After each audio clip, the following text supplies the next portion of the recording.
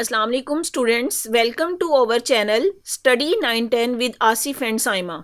जी students, आज का हमारा टॉपिक है properties of acid and base. इससे पहले हमने एसिड और बेस के कॉन्सेप्ट के बारे में पढ़ा और अब हम पढ़ेंगे प्रॉपर्टीज क्या है, एसिड और बेस की करैक्टरिस्टिक क्या है, प्रॉपर्टीज क्या है कि वो जब दूसरे कंपाउंड के साथ बिहेव करते हैं तो क्या क्या प्रोडक्ट बनता है। Properties of acid and bases very depending upon the substance they react with. तो एसिड और बेस की प्रॉपर्टीज डिपेंड करती है उन सब्सटेंस पे जो इसके साथ रिएक्ट करते हैं। For example, acid react with metal to produce hydrogen gas whereas bases do not react with metal. तो पहली प्रॉपर्टी क्या दी गई है कि एसिड जब मेटल्स के साथ रिएक्ट करेंगे तो हाइड्रोजन गैस रिलीज होगी, जबकि basis do not react with metal. ये बात याद रखने की है कि बेसिस मेटल के साथ रिएक्ट नहीं करते, जबकि एसिड मेटल के साथ रिएक्ट करेंगे तो हाइड्रोजन गैस रिलीज होगी। इसकी पहली प्रॉपर्टी है। और यहाँ पे देखिए, acid give the following 3 type of reaction.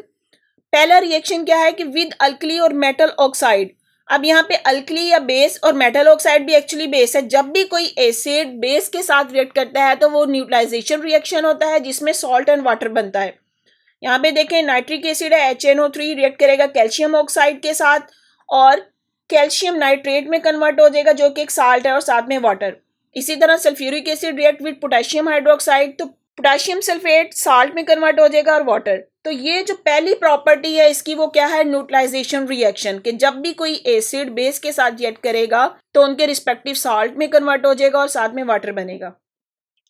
एक और प्रॉपर्टी जो दी गई है, विद रिएक्टिव मेटल्स मैग्नीशियम या zinc they form salt and evolve hydrogen gas, कि एसिड जब भी कोई मेटल्स के साथ रिएक्ट करते हैं तो हाइड्रोजन गैस रिलीज होती है। जैसे एग्जांपल दी गई है, मैग्नीशियम एक मेटल है, हाइड्रोक्लोरिक एसिड के साथ रिएक्ट करेगी तो मैग्नीशियम क्लोराइड बनेगा जो कि एक साल्ट है और हाइड्रोजन गैस रिलीज होगी।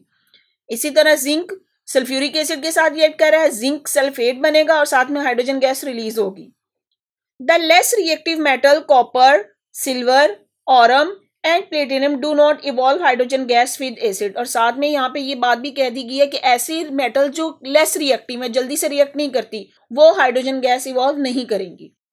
आगे आपको एक्टिविटी दी गई है, take a few granules of zinc in a clean test tube. अब जिंक यहाँ पे हमारे पास एक मेटल है, उसके ग्रेन्यूल लेने हैं टेस्ट ट्यूब में। Add dilute sulphuric acid in it and heat it gently.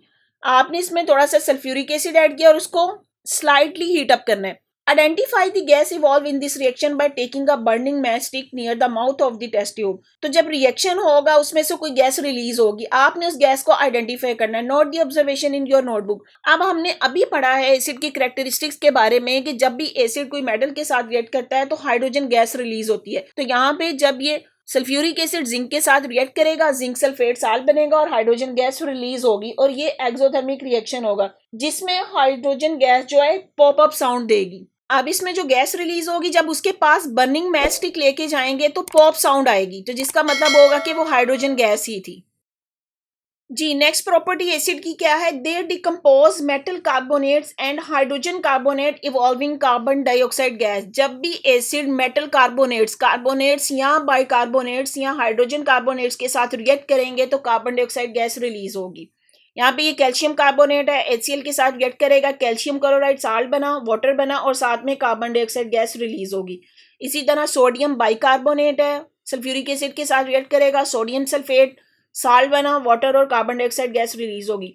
तो यहाँ पे जो बात याद रखने वाली है कि एसिड जब मेटल के साथ रिएक्ट करेंगे तो हाइड्रोजन गैस रिलीज होती है और अगर वो कार्बोनेट्स या बाइकार्बोनेट के साथ रिएक्ट करेंगे तो कार्बन डाइऑक्साइड गैस रिलीज होगी।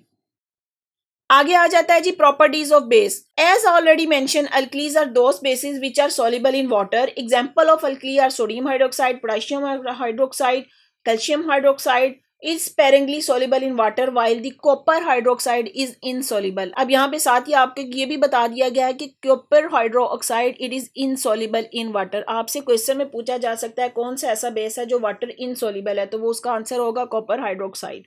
और calcium hydroxide sparingly soluble, sparingly का मतलब है जो कम अमाउंट में सॉल्युबल होता है।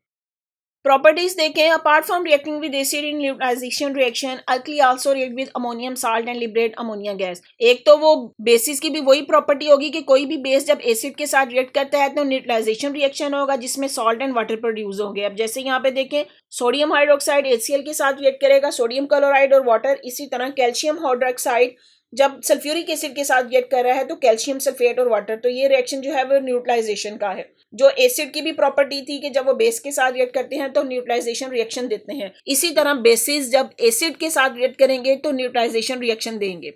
और एक और इसकी प्रॉपर्टी क्या दी गई है कि जब भी बेसिस अमोनियम साल्ट के साथ रिएक्ट करेंगे, अब यहाँ पे कैल्शियम हाइड्रोक्साइड एक बेस है और ये अमोनियम क्लोराइड NH4Cl एक सॉल्ट है, जब भी बेसिस किसी सॉल्ट के साथ रिएक्ट करेंगे तो अमोनिया गैस लिबरेट करेंगे।